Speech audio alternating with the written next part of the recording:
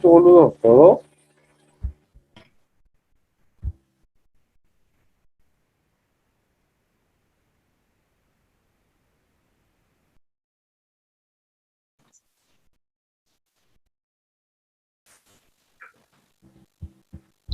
Buenas noches a todos. Buenas noches, ingeniero, ¿cómo le va? Buenas noches, ingeniero, ¿qué tal? Buenas noches, ingeniero. Buenas noches, ingeniero. Vamos a continuar hoy día con nuestras clases de máquinas eléctricas 2 referente a la máquina sincrónica. Ahí les he subido, digamos, al aula virtual los apuntes manuscritos míos de la máquina sincrónica. Están en 3 partes, una parte 1, una parte 2 y una parte 3, para que no sea tan pesado. E inclusive hay un, ¿cómo se dice? Eso obviamente está mucho más completo que el PowerPoint, más detallado, más desarrollado. Y además, me he subido digamos, es un PDF de unas láminas referentes a la máquina de polo saliente. Ya le voy a subir después, ya lo voy a hacer de turbo rotor, para que también tengan presente. Voy a compartirles pantalla ahora para ver dónde hemos quedado.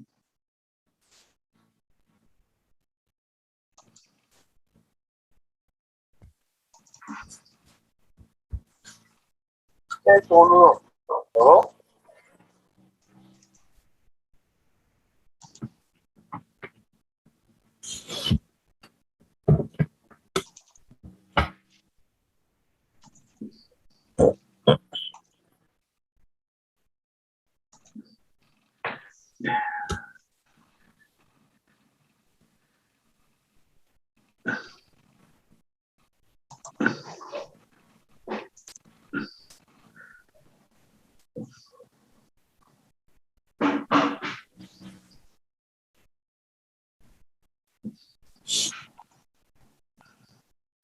A ver, veamos, no recuerdo bien dónde hemos quedado. Bueno, esto ya lo habíamos visto.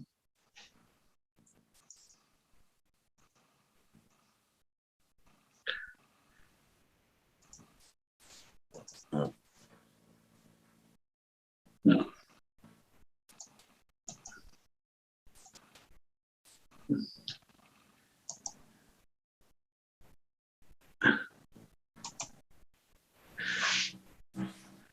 Por límite de potencia también lo habíamos visto. A ver.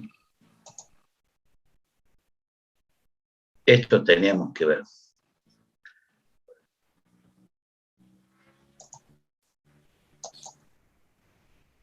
Bueno, vamos a ver que dentro de la máquina no saturada, lo que sería la relación de cortocircuito. Entonces, al determinar el comportamiento de la máquina en régimen estacionario simétrico, vamos a tener obviamente fluctuaciones de la carga, o sea, la carga va a cambiar, obviamente, ya sea en ángulo, y la corriente va a estar cambiando. Entonces, se define lo que se denomina la relación de cortocircuito no saturada como K sub C igual a I2 K sub 0 sobre I2 nominal, donde esta I2 K sub 0 sería la corriente de cortocircuito si la máquina se excita con la corriente I1 necesaria para obtener la tensión U2 nominal. O sea, la I1, acuérdense que es la corriente que tenemos de los polos. Y la U2 es la tensión que obtengo en bornes en el estator de la máquina. Si consideramos que la resistencia óhmica del inducido es aproximadamente cero, podemos decir que la corriente, esa de cortocircuito I2 caso 0, va a ser la relación que va a haber entre la tensión U2 nominal y la reactancia de XD.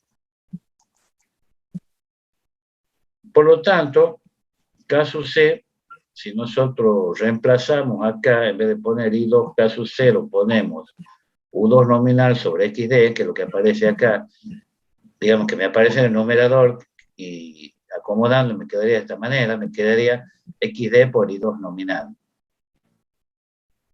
Y esto va a ser igual a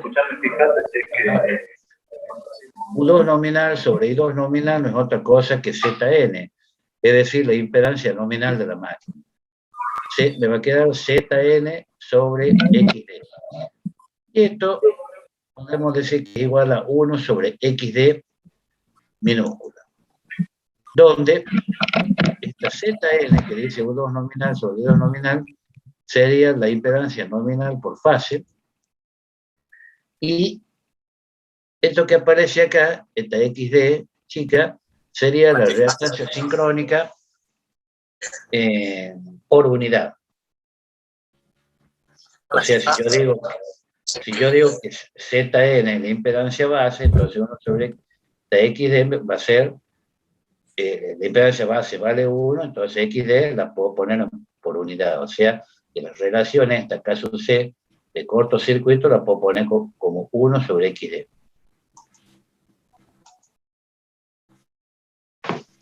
En base a esta expresión que tenemos acá, si XD crece, o sea, si tengo una reactancia XD alta, obviamente que la relación de cortocircuito caso C va a disminuir.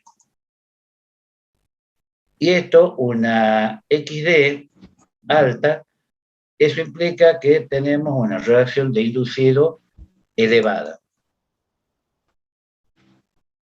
Cuando se dice que tengo un valor de caso C bajo, o chico, digamos, o sea, cuando esto es grande, sería lo que se llama máquina blanda, poco estable.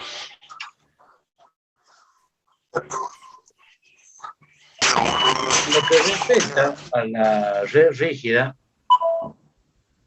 para variaciones de P se producen grandes cambios, digamos, del ángulo de carga delta, o sea, variaciones de P, que es el número de pares de polo. Y cuando tengo caso C, un valor alto, quiere decir que XD es bajo, que cuando esto es chico, esto aumenta, eso significa que tenemos una reacción de inducido pequeña. Y esto nos lleva a variaciones de P, que las variaciones de P no producen grandes cambios, digamos, en el ángulo de carga delta. Y esto sería para el caso de máquinas duras o estables, que se denominan. Las curvas B.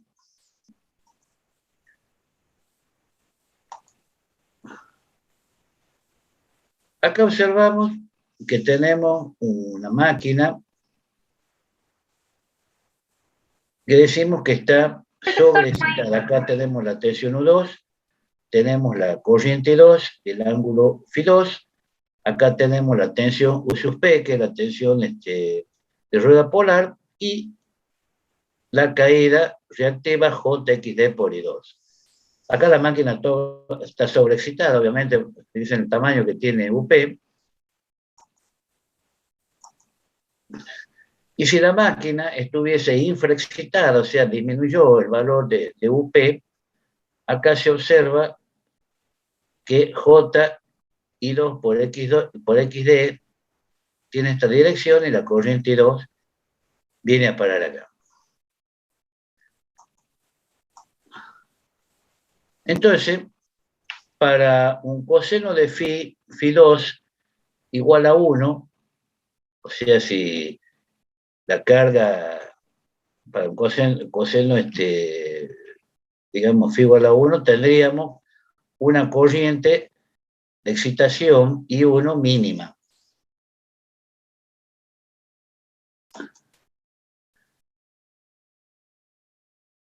Esto nos lleva a que vamos a tener, para un ángulo de carga constante, esto implica que la corriente I2 que está en función de la corriente I1, que es la corriente, digamos, de los polos, esto nos conduce a lo que se denominan las curvas B. Acá, fíjense, tenemos la corriente I2 mínima que está en fase con U2, o sea, que tiene una carga óhmica, por eso que tenemos coseno phi igual a 1. Acá están las curvas B. Las curvas B son gráficas de I2 sobre I2 nominal, o sea, de la relación I2 a I2 nominal, en función de la relación de I1 a I1,0. Según cómo varía esta relación, va variando, digamos, la corriente de carga, se van describiendo este tipo de curvas para distintos, digamos, valores de potencia, distintos valores de coseno phi, y en este sentido sería cuando la máquina está infraexcitada y la máquina está sobreexcitada. El trazado de estas curvas se puede hacer a través de ensayos que se podrían hacer de laboratorio. Fíjense que acá la corriente 2 sabemos que es menos JU2 sobre XD más JUP sobre XD.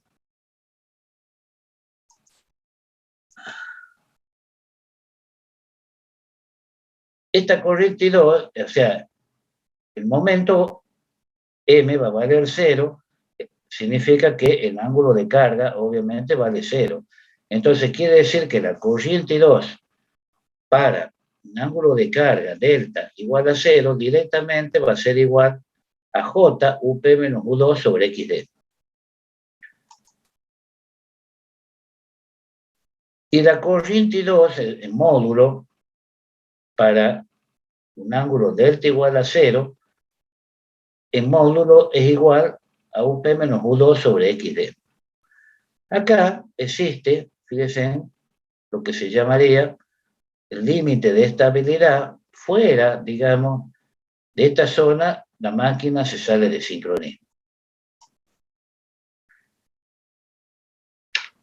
Hemos dicho entonces que el módulo de la corriente 2 para delta igual a 0, que es el módulo de UP menos U2 sobre XD, acá va a haber una relación, podríamos decir lineal, entre la corriente I2 y la corriente I1. Es decir, vamos a tener dos tramos rectos, que sería, es lo que está indicado acá, que para una tensión Q sub P igual a 0, la corriente I2, el módulo de la corriente I2, directamente va a ser igual al módulo de U2 sobre XD. Y acá, en esta zona, tenemos que UP igual a U2, y acá, obviamente, eso implica que el valor de UP crece. Acá tenemos, cuando vale 1, acá la relación esta significa que I1 es igual a la corriente I1C. Acá estaríamos, este sería el punto nominal. La relación esta de I2 sobre I2 nominal valdría 1, y acá, en este caso en particular, valdría un poquitito más allá de 1,5. La relación de I1 a I1,0. Veamos qué pasa con el momento eléctrico. El número de vueltas sincrónico, N sub S, sabemos que es 60 por F sobre P'. Esta frecuencia que está acá está relacionada obviamente con la velocidad angular omega. Sabemos que omega es 2pi por F. Y también esto está, digamos, relacionado dependiendo del valor de la tensión U2 y de la corriente I2. Para una red rígida, N es independiente de la carga. O sea, si nosotros graficamos acá N en función de M, tenemos acá que para cualquier valor de momento el número de vueltas no cambiaría. Acá para valores de momentos negativos, es decir, menores que 0, estamos hablando de la máquina en servicio como generador. Y valores positivos hacia acá hacia la derecha, la máquina estaría en servicio como motor, o sea, con M mayor que 0.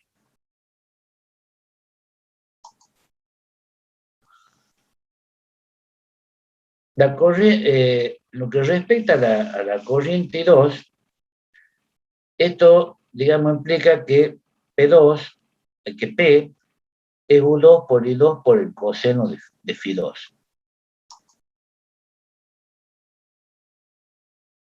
Entonces, acá observamos que si nosotros graficamos el número de vueltas en función del momento, y habíamos dicho que teníamos esta recta de N en función de M, cuando tengo un cambio del estado de carga, por ejemplo, vemos acá que voy a obtener un valor de momento que le voy a llamar M1, o sea que voy a tener una potencia mecánica que le voy a llamar P1 mecánica. Para un momento mayor acá, M2, observamos que tengo una potencia P2 mecánica que va a ser mayor que, obviamente, P1 mecánica. Entonces, quiere decir que al variar el estado de carga a partir de los parámetros eléctricos, para una máquina de P' pares de polo y con una resistencia R2, digamos, aproximadamente 0, nosotros veíamos en el capítulo 7, que estaba relacionado con la máquina, modelo general de máquina eléctrica, el momento eléctrico estaba dado por esta expresión, P' por psi de 2 por IQ2 menos IQ2 por I de 2. Y que esto era igual a P' por LD por ID más MD por ID1 por IQ menos P' LQ por IQ más MQ IQ1 por ID. Acá se prescinde del subíndice 2. O sea que las corrientes restantes, digamos, son valores, de continua. Acá, en régimen estacionario simétrico, va a existir una corriente I de 1. Esto implica que IQ1 va a valer 0. Entonces, quiere decir que MD, momento MD por omega y por I1 es igual a UP. De donde MD por I1 va a ser igual a raíz de 2 sobre omega por UP. Donde esta UP que tengo acá es el valor efectivo de la tensión de rueda polar.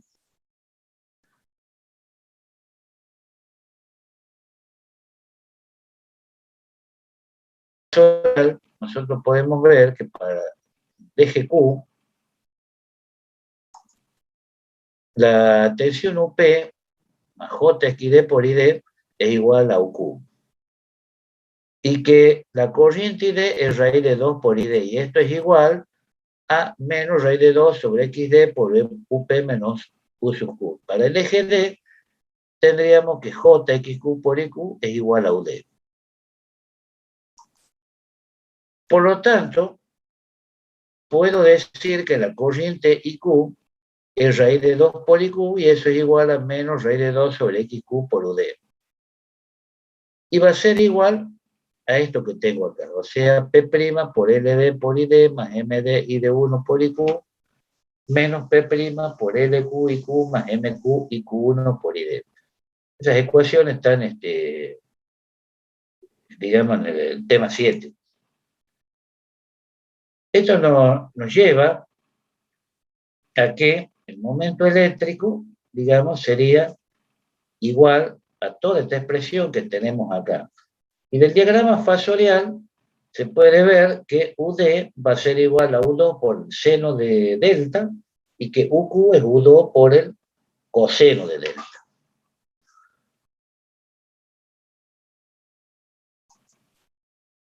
De tal modo que el momento eléctrico, reemplazando, bueno, nos quedaría, digamos, esta expresión que tenemos acá, en donde podemos decir que XD es LD por omega y que XQ es LQ por omega, y reemplazando nuevamente llegamos a esta expresión que tenemos acá, que el momento eléctrico es menos 2P', UP por U2 sobre X de omega seno de delta, menos U2 cuadrado P' sobre omega por 1 sobre Q menos 1 sobre XD por seno de 2 delta. Momento eléctrico, entonces, de una máquina, sería el momento eléctrico de una máquina bifásica en función de los valores de fase. Bien.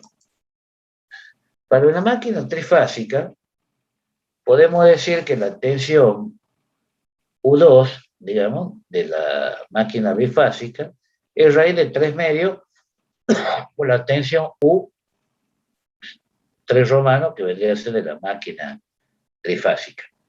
Entonces, teniendo en cuenta eso, el momento eléctrico va a ser menos 2P', acá ponemos raíz de 3 sobre 2 por U sub P, por raíz de 3 sobre 2 por U sub 2, sobre X de omega seno de delta, menos raíz de 3 medio al cuadrado por U2 cuadrado P, por todo esto, trabajando un poquitito esto y llegamos a esta expresión.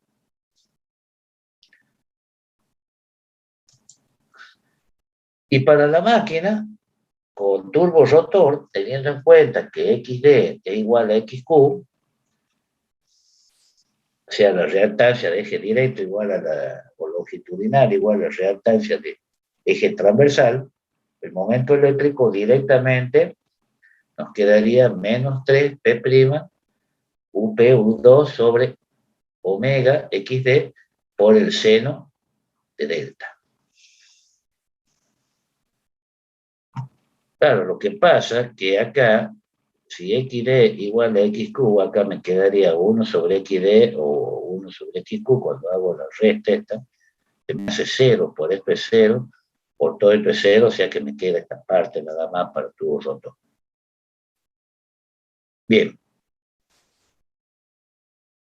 Entonces, el momento eléctrico, hemos dicho que es igual a esta expresión, o sea que observamos que el momento eléctrico está en función de la corriente de excitación, es decir, de la corriente de campo I1 y del ángulo de carga delta. Esta expresión que vemos acá, que está ¿cómo se llama? Con esta llave, es lo que se conoce como momento sincrónico o de excitación. Y todo esto que vemos acá sería el momento de reacción. En lo que hace el momento sincrónico de excitación, esto implica una interacción, digamos, que tendríamos entre las corrientes I1 y 2, donde la corriente I1 es la corriente de campo y la corriente I2, corriente de inducido, de campo de inductor. Y el momento de reacción, implica lo que sería, lo que se conoce, digamos, como una asimetría magnética del rotor en las máquinas de polo saliente.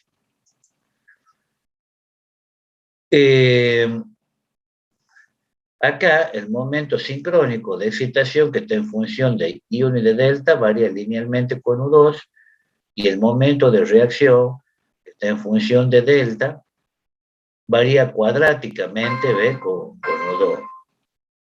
Esto implica que existe una corriente 1 igual a 0, pero esto en máquinas de reluctancia.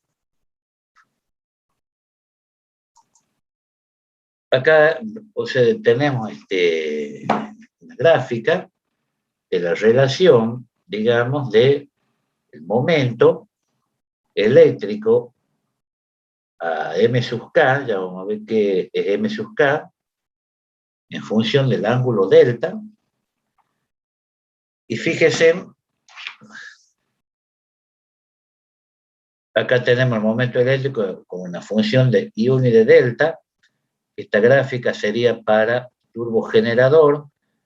Esta otra que tenemos acá para polo saliente.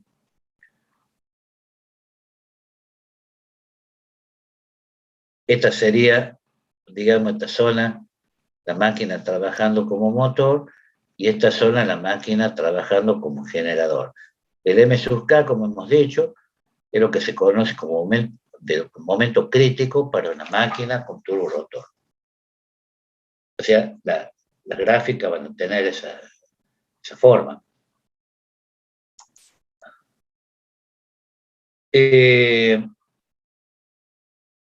Nosotros tenemos que el momento eléctrico responde a esta función, a estas dos variables, y esto implica que para determinados valores de UP, es decir, de la tensión inducida, de estator o tensión de rueda polar, vamos a tener momentos que van a ser mayores que 0 y momentos menores que 0, o sea, momentos positivos y momentos negativos.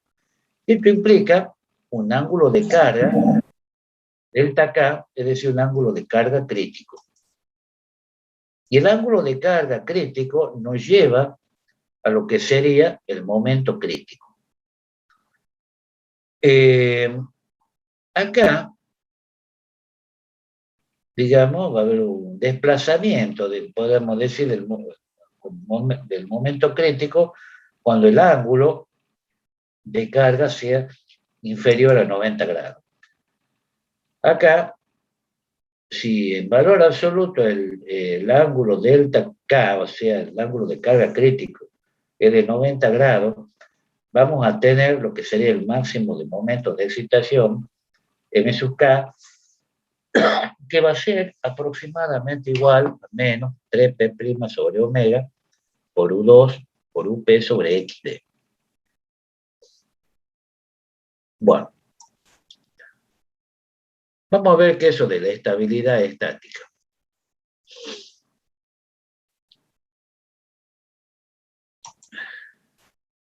Tenemos la máquina con cierto estado de carga. Esta es una máquina, acá estaría seremos trabajando como motor. La curva de M en función de delta, M sub delta, ¿ven? Acá tenemos los ángulos de carga, 0. Acá tengo un ángulo delta 0, menos pi sobre 2, menos pi, o sea, tiene esta forma la curva. Acá para el ángulo delta 0 tengo un momento que le voy a llamar M sub 0. Entonces, el estado de carga, bueno, me dice que la máquina trabaja en condiciones de estabilidad estática, y esas condiciones se pueden mantener, digamos, indeterminadamente, a pesar de que ocurran pequeñas variaciones de carga.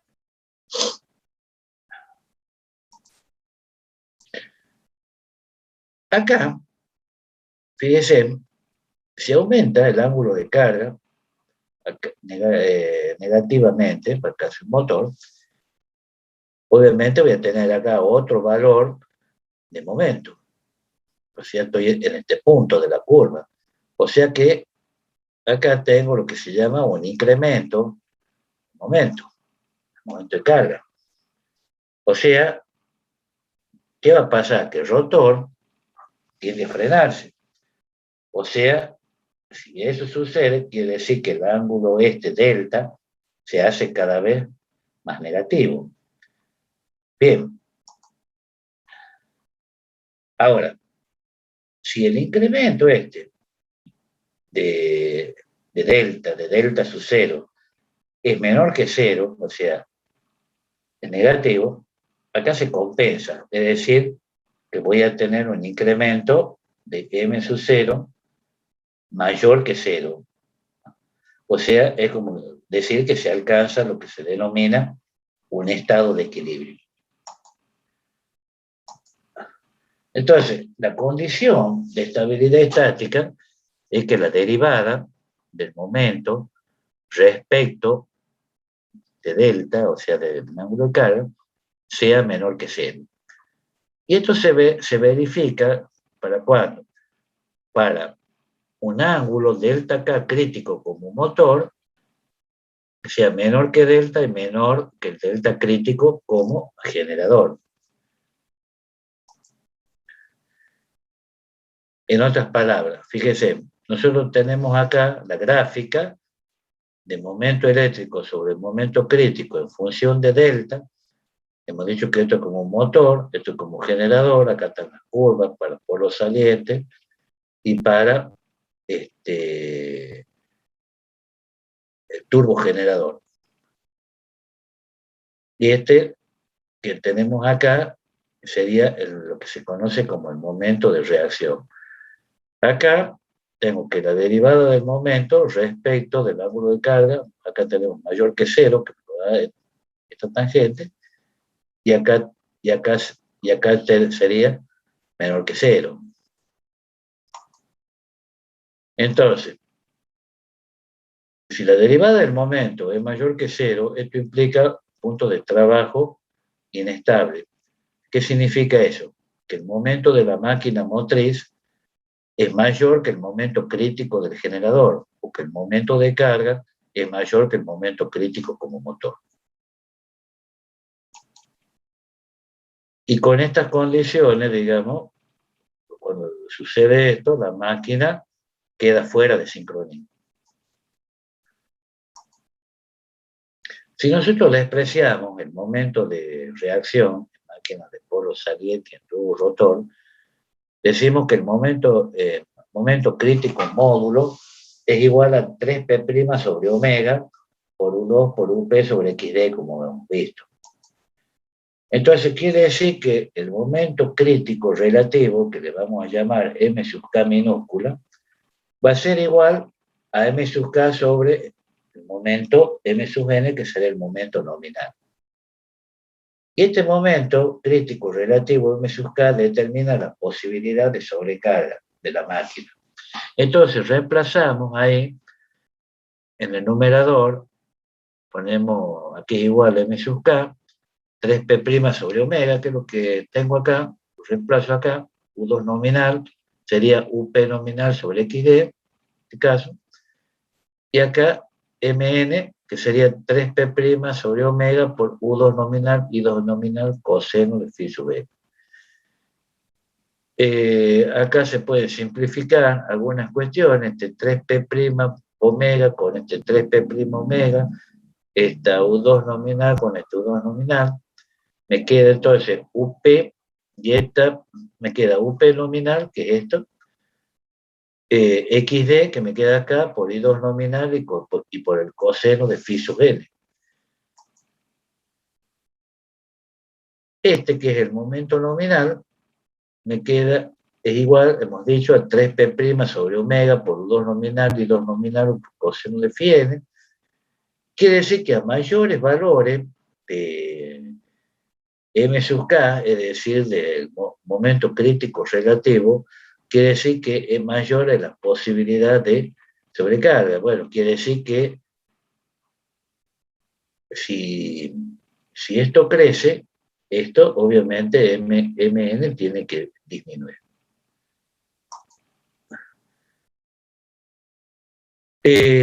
Acá tenemos entonces que Mk es igual a Mk mayúscula sobre Mn, igual a UPN sobre XD y 2N por coseno de phi N. Entonces quiere decir que para determinados valores, acá de XD y de coseno de phi N, voy a tener un momento M sub K relativo mayor en una máquina sobreexcitada, va a ser mayor que en una máquina que esté infraexcitada o subexcitada. ¿Por qué digo que va a ser mayor? Porque en la máquina sobreexcitada este valor crece y en la máquina infraexcitada este valor disminuye, el UP. Entonces quiere decir que para un determinado ángulo dado, XD, la reactancia XD, disminuye. Y si disminuye, quiere decir que la relación UP sobre XD acaba de aumentar, por eso que MK para máquinas con XD chica es mayor que el M sub K para máquinas con XD grandes.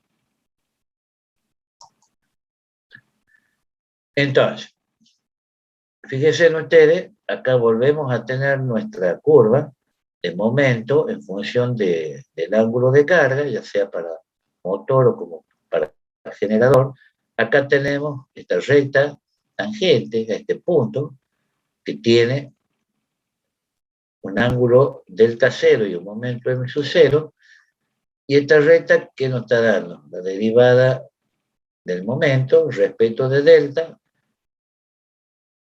con este incremento del delta sub delta para un ángulo delta igual a delta 0. Quiere decir que para pequeñas variaciones de carga vamos a tener que la característica del momento en función de delta puede reemplazarse directamente por una recta cuando tengo pequeñas variaciones. Y para pequeñas variaciones de momento, por ejemplo, vamos a tener que delta M va a ser la derivada de M respecto de delta para delta igual a delta 0 por delta gamma. Delta, perdón. Y esto es lo que se conoce como, esta derivada, es lo que se conoce como momento sincronizante estático. Vamos a ver entonces, para el caso, tenemos la máquina en servicio individual, por ejemplo. Para una máquina turbo rotor, nosotros tenemos que la ecuación vamos a ver la ecuación de tensión, y acá tenemos un diagrama, o sea, el circuito eléctrico equivalente. Acá tenemos servicio como generador sobre una red pasiva. Fíjense que acá tengo la resistencia R2, la reactancia JXD, la resistencia RC y la reactancia JXC. Ya vamos a ver qué es. Acá tengo la tensión U2, la tensión UP y la corriente I2. Acá es igual a menos la corriente I sub C, donde la I sub C vendría a ser la corriente de carga. Esta RC vendría a ser la resistencia de carga y la reactancia de carga, esto es una impedancia de carga. La tensión UC, entonces, es igual a la tensión U2. O sea, la tensión que cae acá es igual a esta tensión. Y es igual a ZC por IC, todo el ZC, que sería RC más JXC, o sea, la impedancia de carga. Pero es menos ZC por I2. La corriente de carga tiene este.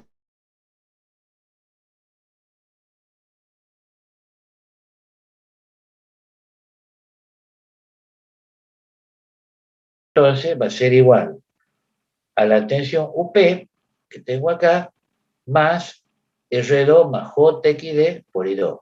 O sea, esta tensión es esto más esto.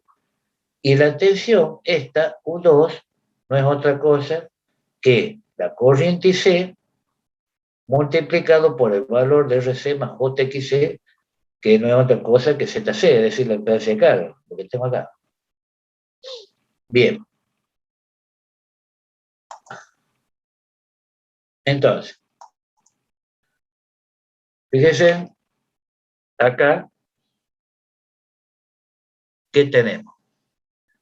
Tenemos el eje real, el eje imaginario más J, y el eje real positivo. Acá estamos tomando como referencia la tensión U sub 2, por cierta tensión, y tenemos acá el ángulo de carga, tengo una máquina acá con esta tensión UP, está sobrecitada, obviamente, acá. Entonces, esta tensión UP, sumada a esta caída que tengo acá, y sumada, digamos, sería JXD por I2 más esto que tengo acá, R2 por I2, que sería la caída óhmica, me da la tensión, esta que tengo acá, que es la tensión U2. La corriente I2 es esta. La corriente de carga es exactamente igual a la corriente I2, pero en este sentido, por eso que está dibujada 180 grados opuestos. Y RC por IC, que está en fase con IC, y esta caída que está a 90 grados, que es JXC por la corriente IC, la suma me tiene que dar la tensión U sub 2.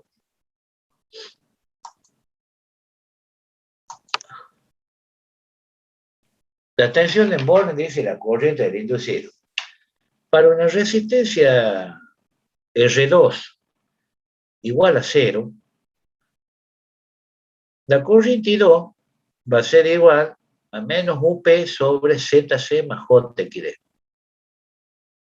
Tengamos en cuenta que la tensión UP, que es la tensión, digamos, inducida, de estator, o tensión de rueda polar, está en función de la corriente de excitación, la corriente de campo, eso ya lo sabemos, corriente 1. Y que la corriente 1 está en función del número de vueltas.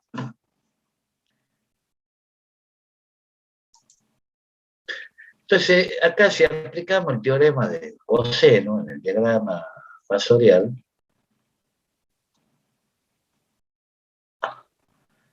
vamos a tener que la tensión U sub P al cuadrado va a ser igual a U2 al cuadrado más XD por I2 al cuadrado menos 2U2 por XD por I2 por coseno de pi sobre 2 más phi.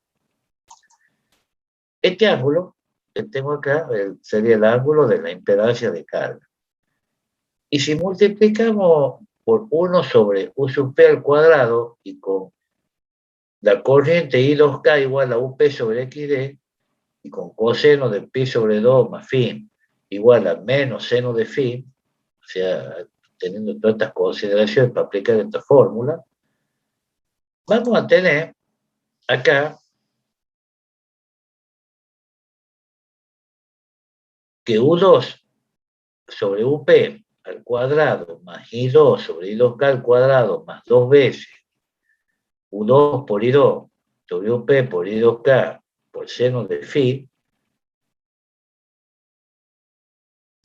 igual a 1. Esto responde a una elipse con su eje a 45 grados.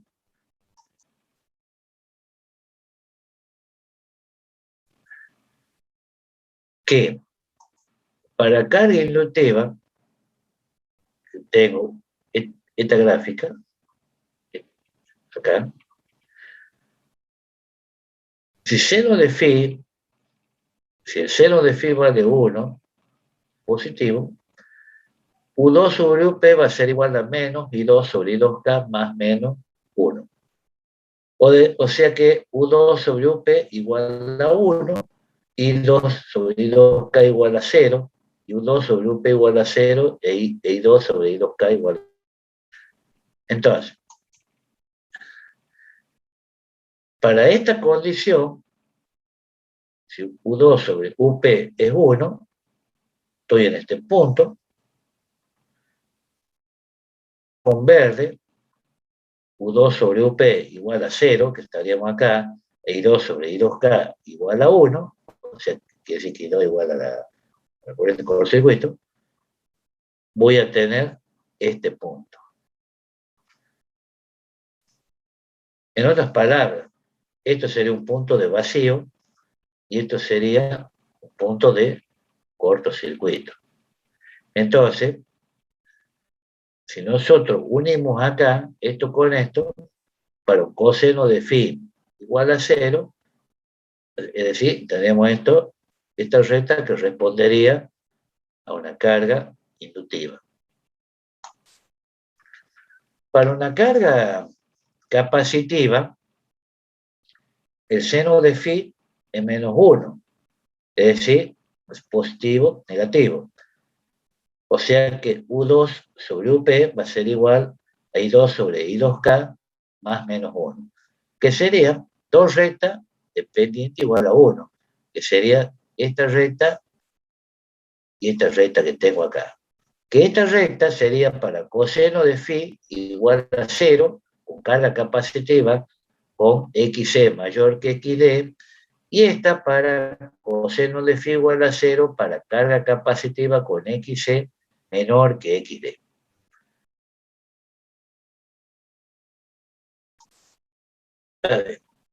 Acá, perdón, esta gráfica que vemos acá, esta curva, sería para coseno de phi igual a 1, por ejemplo, y esto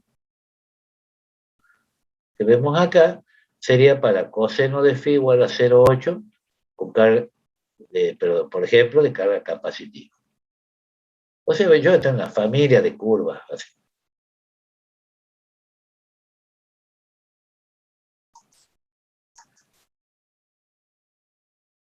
Volviendo al momento eléctrico, si R2 vale 0, y si U2 es igual a UP más JXD por I2, para la potencia mecánica teníamos que va a ser 3 veces la parte real de U2 por I2 conjugado. Es decir, 3 veces la parte real de UP, U2 que vale UP más JXD por I2 por I2 conjugado, o sea, por esto. Y eso quedaría que es igual a 3 veces la parte real con propiedad distributiva acá, UP por I2 conjugado, que es lo que tengo acá, más JXD por I2 por I2 conjugado, y me quedaría I cuadrado. Menos 3 veces RE por UP al cuadrado sobre Z de carga conjugado sería menos JXD. Entonces quiere decir que para el momento eléctrico, M va a ser igual a 3 menos 3P' sobre omega por UP al cuadrado por la parte real de esto, de 1 sobre ZC conjugado menos JXD. O sea que el momento de función de UP, que sería la tensión de rueda polar y de la impedancia de carga, en donde la tensión esta UP, recordemos, de rueda polar, bueno, acá me falta poner la letra F, es una F de I1. Y sabemos que I1 está en función de N, y que N está en función de omega. Por eso puedo decir que si ZC, impedancia de carga, es RC más JXC, el momento, que es menos 3P' sobre omega por UP cuadrado, por la parte real de todo esto, 1 sobre ZC, que es RC más JXC, que está acá, y este menos JXD es esto que tengo acá, que lo puedo poner como RC menos J, digamos, algo factor común, acá me queda XD. Y acomodando un poquito, esto quedaría 3P' sobre omega por UP cuadrado, y acá me quedaría RC sobre RC cuadrado más XD más XC al cuadrado. Si nosotros hacemos una gráfica del número de vueltas en función del momento, tenemos que el momento responde a esta ecuación. El número de vueltas en función del momento, tendríamos estas gráficas que vemos acá, en donde para un momento 1, un momento 2, un momento 3, y tengo para una velocidad N3, N2, N1, esta otra gráfica que vemos acá sería del número de vueltas en función del momento motriz. Fíjense,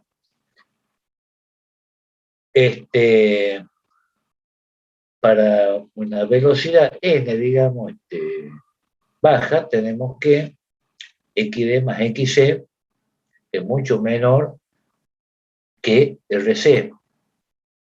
Por lo consiguiente, va a existir un incremento de momento lineal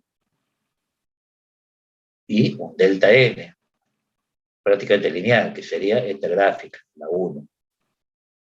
Y si para un número de vueltas también bajo, donde xd más xc sea mayor, mucho mayor que rc, no va a existir acá un delta de m lineal. O sea, va a haber un incremento delta de n, pero vamos a tener la gráfica esta que está indicada con el número 2.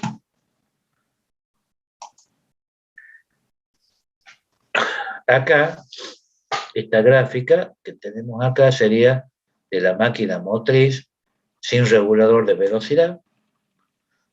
Es decir, que para un servicio con una frecuencia constante, por ejemplo,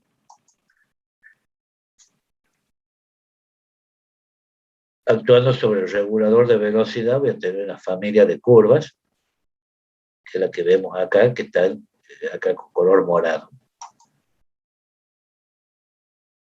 Si el número de revoluciones es constante, quiere decir que es independiente de la corriente de campo y de la impedancia de carga, ZC. Bueno.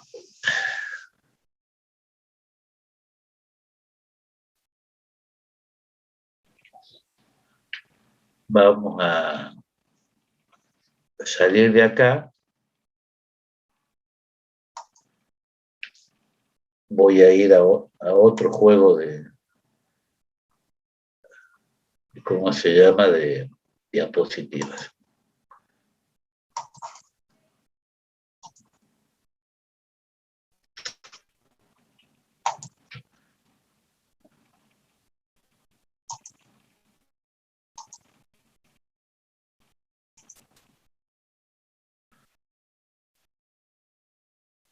Veamos.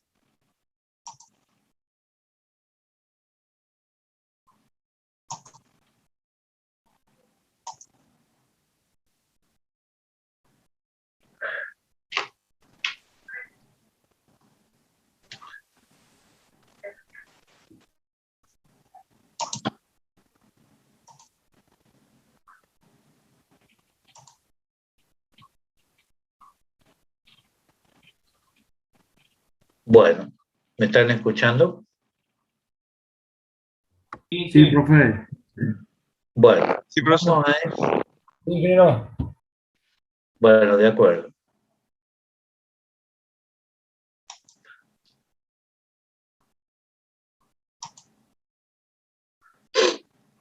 Vamos a ver la máquina, ¿qué pasa cuando la máquina está saturada? El nivel de saturación, dice, del hierro tendrá una influencia importante en el comportamiento de la máquina en servicio estacionario. Es decir, que la diferencia ¿no? Profesor, no se ve. no está viendo. No, no está compartiendo pantalla. Nos vemos. Bueno, ya compartimos. Ya no.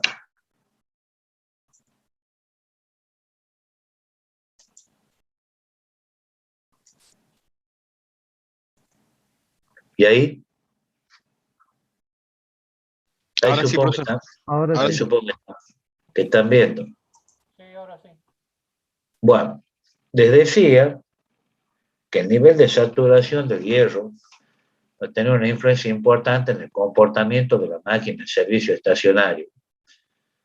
La diferencia fundamental va a estar dada por la desaparición, digamos, de la proporcionalidad que va a haber entre las corrientes de los distintos arrollamientos y sus campos en el entrehierro. Claro, porque cuando nosotros analizábamos la máquina no saturada, era como decir, bueno, trabajamos en la parte recta de la curva de imantación. Pero acá ya no va a haber una relación lineal. Quiere decir que la máquina en vacío lleva solo corriente, el vacío lleva solo corriente en el enrollamiento de excitación. Por esto se puede determinar el campo de entrehierro, aún considerando las caídas de tensión magnética. O sea que nos interesa a nosotros establecer una relación funcional, digamos, no lineal, de la corriente de campo con el flujo de entrehierro. Es decir, que eso nos lleva a la característica de magnetización de phi de 1 en función de I1. Esta sería la corriente de campo, la I1, y el phi de 1, de este que tenemos acá, el flujo de la fundamental, concatenado por una espira, por ejemplo, de paso diametral. Bien. Para el valor eficaz, digamos, de la tensión de vacío de una fase, se podría escribir que la tensión de vacío 1,0 sería omega sobre raíz de 2 por N por F de 1 por phi de 1. Y esto puede escribirse como una relación funcional entre la tensión de vacío en bordes del inducido, esta que ponemos U2, 0, supra 2, este supra 2 significa magnitud referida al lado del inducido, esto va a estar en función de la corriente I1 supra 1. Este supra 1 sería la magnitud referida al lado del inductor. Y esto es lo que nos da la característica de vacío.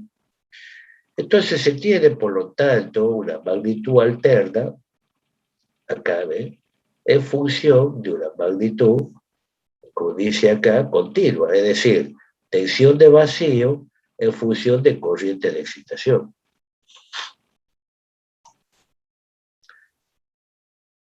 Acá vemos que si nosotros graficamos la tensión U2 en función de la corriente I1, si la máquina está en vacío y yo hago una prueba de laboratorio, comienzo a aumentar la corriente de excitación, aumenta la tensión en bornes U2, hago una tabla de valores y puedo graficar para distintos valores de I1, me voy obteniendo valores de I2, al principio van a ser proporcionales, pero después, por más que yo aumente la corriente de excitación, la tensión O2 va a aumentar muy poco. O sea que describe esta gráfica. Esto que vemos acá, con rojo, esta recta, vendría a ser lo que se llama la característica de entrehierro. ¿Por qué es una recta? Porque el entrehierro es un material que no es ferromagnético, o sea, es aire. Entonces, quiere decir que la relación que yo voy a tener entre excitación y tensión en borne va a ser una recta. Entonces, si tenemos niveles bajos de excitación, o sea, y uno chico, la U2 de vacío es igual directamente a XD principal por I2 y 1 supra 2. Y eso igual a UP, donde U2 de vacío y UP son tensiones de inducido, e I1 igual a I1 supra 2, digamos, I1 es igual a I1 supra 2 en esta ecuación.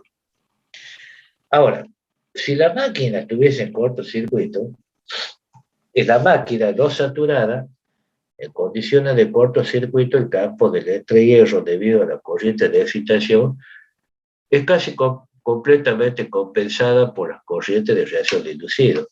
Quiere decir que si despreciamos resistencia óhmica, el flujo concatenado debería ser nulo. Como hay flujo sobre el eje D, vamos a tener que psi de 2 es LD por ID más MD por ID1 y eso va a ser igual a 0. Y si suponemos corriente nominal en el inducido, multiplicado por omega y refiriendo todas las magnitudes al lado del inducido, nos va a quedar que XD por I2 nominal más XD principal por I1K, eso va a ser igual a 0. Con lo que resulta, si prescindimos del signo, que XD por I2 nominal es igual a XD principal por I1K. Por lo tanto, para cualquier valor de corriente de excitación, la corriente I2K, que vendría a ser la corriente de cortocircuito en el, ¿cómo se llama? En el inducido, va a ser igual a XD principal sobre XD por I1.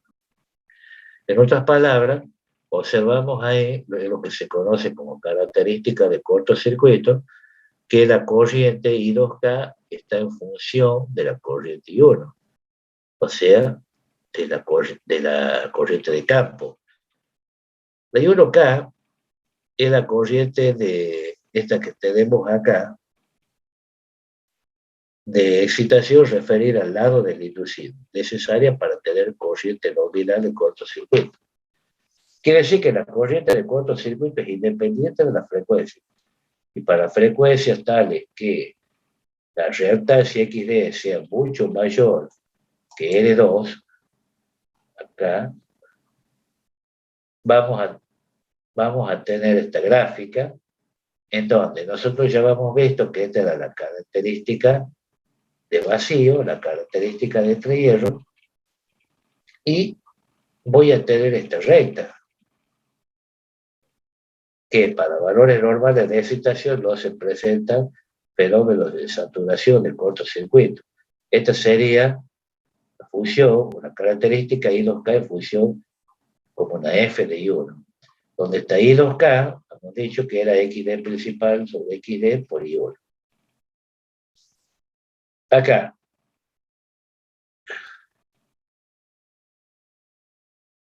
Grafico acá en este eje I2 y U2. U2 en función de I1, tengo esta gráfica. I2 en función de I1, tengo esta gráfica. Entonces, acá tengo la tensión nominal, le corresponde un valor de I1 0, I1 0S, le llamamos, I2 nominal, una corriente I1K, I2K 0S, I1 0S, I2K 0 y 1 0. O sea que la U2 de vacío es igual a XD principal por I1 supra 2. La máquina cortocircuito. Acá tenemos un diagrama de fasores y la composición de excitaciones. Nosotros ya habíamos analizado esto.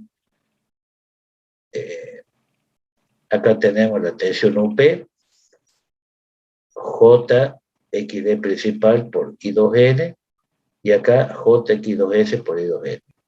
Y esta tensión acá, UPR, es la, digamos, la tensión realmente inducida.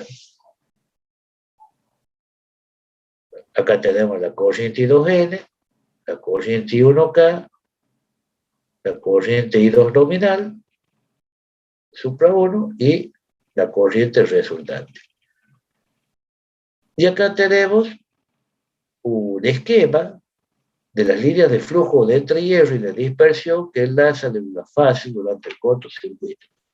Ambos flujos acá, en este caso, tienen un sentido opuesto y se compensan exactamente si la resistencia R2 vale 0.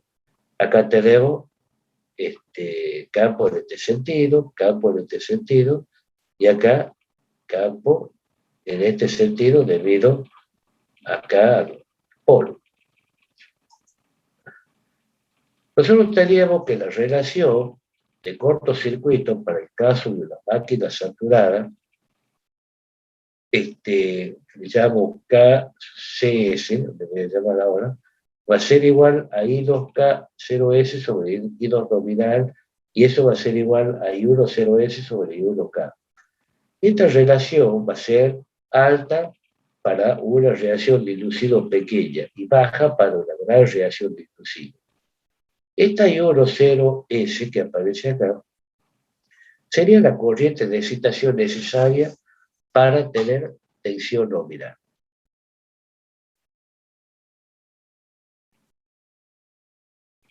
En bornes, en vacío teniendo en cuenta la saturación. Y la I2K0S vendría a ser la corriente de cortocircuito cuando la máquina está excitada con la corriente I10S. Quiere decir que la relación de cortocircuito, en este caso para una máquina no saturada, es K sub C igual a I10 sobre I1K. Y esto es igual a I2K0 sobre U2 nominal por U2 nominal sobre I2 nominal. Lo puedo acomodar de esta manera, que me quedaba U2 nominal sobre I2 nominal, U2 nominal sobre I2K0 igual a Z nominal sobre XD igual a 1 sobre XD, donde XD era la reactancia sincrónica longitudinal expresada en el sistema por unidad. Esto sería para el caso cuando la máquina no está saturada. Acá cuando la máquina está saturada.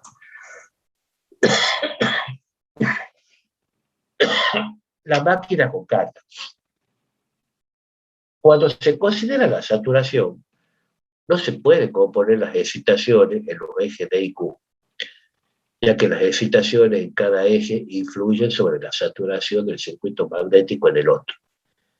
Por lo tanto, las ecuaciones que se han visto anteriormente van a dejar de ser válidas y van a ser reemplazadas por una única ecuación que es válida para un solo estado de carga. Ya agarró la alergia, profe. ¿Ah? Ya agarró la alergia. Ah, sí. Es decir, que para considerando valores instantáneos, vamos a tener que tita delta más tita del hierro va a ser igual a tita 1 más tita 2. Entonces, la excitación de saturación dificulta considerablemente la determinación de la distribución de la inducción del electrohierro para un cierto estado de carga. Esto que vemos acá, tita del hierro, sería la caída magnética del hierro. Entonces, quiere decir que nosotros queremos determinar qué excitación necesitamos para un determinado estado de carga, a partir de valores medibles que pueden ser obtenidos en laboratorio. Para un estado de carga dado se puede obtener un valor aproximado aceptable de la corriente de excitación. Es decir, que si suponemos que la tensión realmente inducida en una fase del inducido depende solamente de la tensión resultante de la suma de las fundamentales de excitación y rotor, entonces quiere decir que para un valor dado, de tita resultante igual a tita 1 más tita 2, le corresponderían valores únicos de tita delta y de tita del hierro, por lo que puede establecerse una relación unívoca entre la fundamental de la excitación del electrohierro y la excitación senoidal del resultante.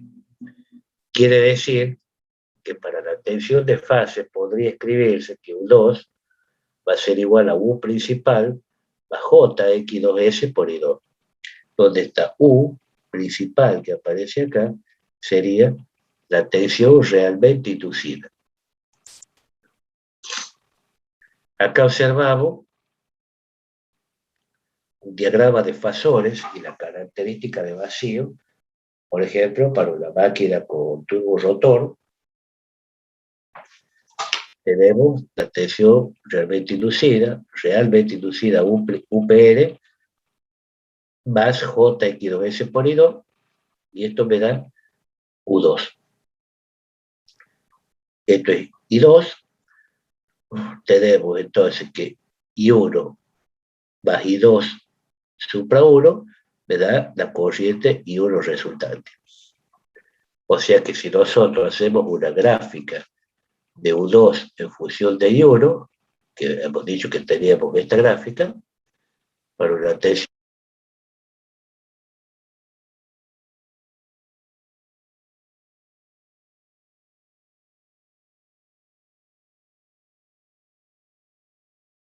los resultantes.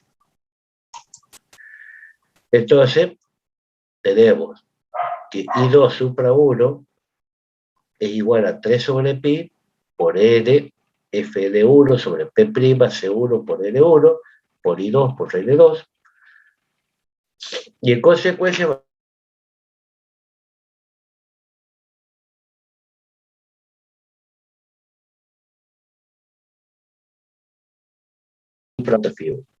donde Φ1, Φ sub I, perdón, es el ángulo que va a haber entre la corriente I2 y el fasor de referencia. Entonces, quiere decir que para emplear el procedimiento ese anterior en una máquina de polo saliente, debe determinarse la posición del eje Q. Y esto se consigue si nosotros sumamos la tensión realmente inducida, UPN, de la caída de tensión menos JXQ principal por I2, donde esta reactancia casi no es afectada, dice, por la saturación, por lo que puede usarse el valor no saturado. Y este fasor encontrado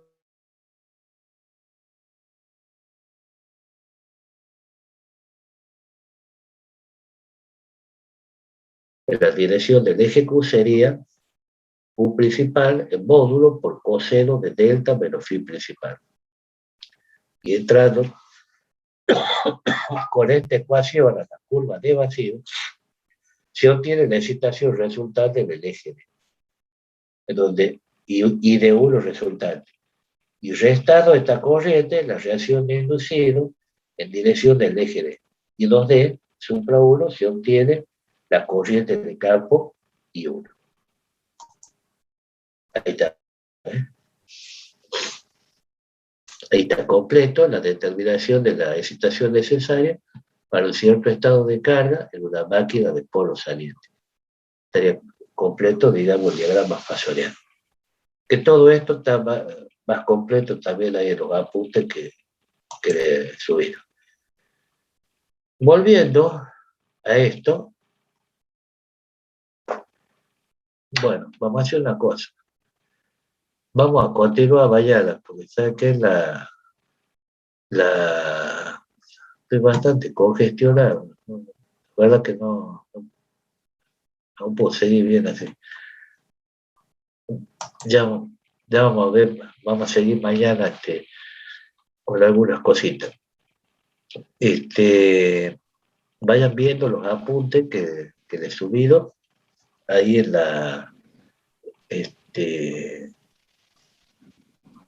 ¿cómo se llama? En el aula virtual. Y también vamos a ver algunas cositas interesantes también desde el punto de vista constructivo de la máquina. Mañana también.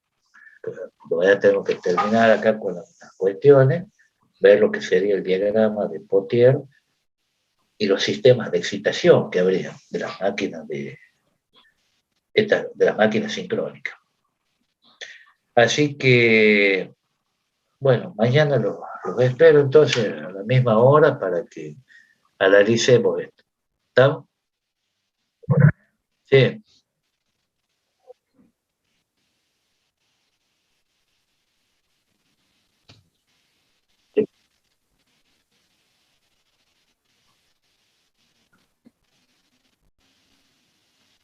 No, esos apuntes son, o sea, yo los no es que van o sea, tenés apuntes que son PowerPoint, o sea, tenés los PDF de los PowerPoint, y tenés aparte que son apuntes de la Universidad de Cantabria, y tenés aparte que ahí dice, si no te fijas, lo que nosotros, lo que yo te subí hoy día, que dice apuntes de clase, ¿me entendés?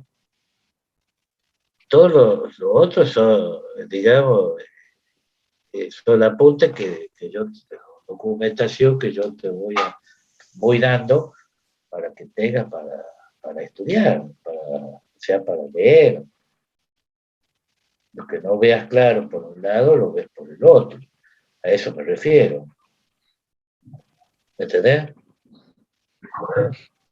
Cualquier cosa, no hay problema, lo vemos mañana y sí, vamos, te doy una miradita de todo eso. Bueno, los abandono. Lo estamos viendo mañana entonces. Gracias, profesor. Bueno, Bueno. profe.